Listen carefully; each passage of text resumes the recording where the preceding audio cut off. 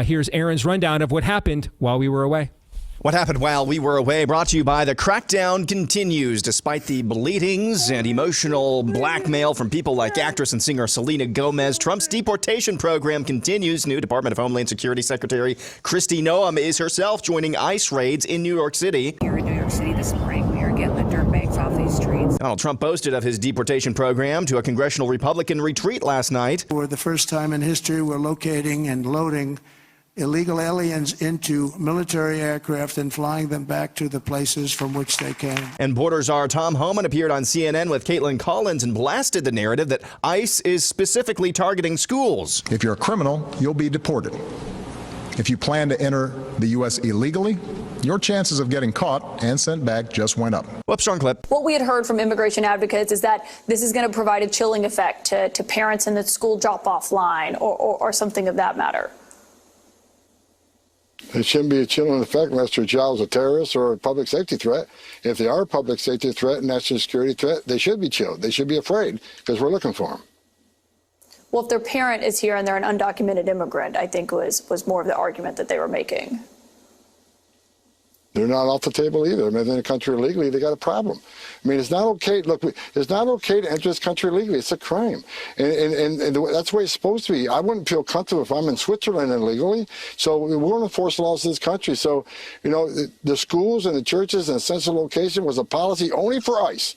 Only for immigration, right? But national security threats and public safety threats have no safe haven in this country, and we'll go where we got to go. Mexican President Claudia Steinbaum addressed her own citizens in the United States illegally recently, saying, quote, "Let it be heard well and heard strongly, the Mexicans there support the economy of the United States in the fields, the services, everywhere."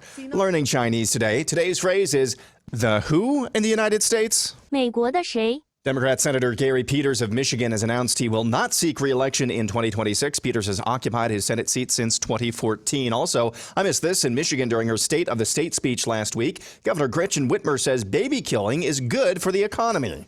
Protecting these freedoms is the right thing to do. And it's just good economics. States with extreme laws are losing talent and investment because you know what? Bigotry is bad for business. Meanwhile, in Florida, Republicans in that legislature, in the face of the greatest tailwinds in favor of immigration enforcement nationally, are trying to undo and thwart Donald Trump's agenda, supported by Governor Ron DeSantis. DeSantis, as you know, called for a special legislative session to beef up Florida's already pretty good immigration laws. Instead of passing those measures, House Speaker Daniel Perez gavelled out of that special session and into a new one where they're trying to pass flaccid immigration laws and divest immigration enforcement power from the governor to the Ag Commissioner. Governor DeSantis explains. Agriculture has not exactly been known for immigration enforcement, so it's almost like the fox guarding the hen house. It was bizarre. They also bizarrely didn't include things we know needs to happen. It should be a crime for an illegal alien to register to vote. We've been trying to do this for years. Now's the time to do it. Now they've named this bill the Trump Act, but that's a misnomer because President Trump's been very strong coming out of the gate on immigration enforcement. He wants to solve this problem once and for all. The bill they did is more window dressing. It is not going to solve the problem. What the legislature do not only will not allow us to do it, it will actively inhibit some of the things we're already doing. So now's the time to be tough.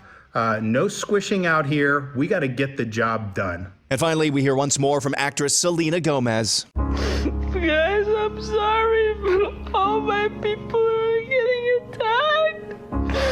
All of the innocent rapists and murderers and criminals and drug dealers are getting rounded up and just kicked out of this country like they're objects. I'm sorry. That's comedian Tyler Fisher, and that's what happened while we were away.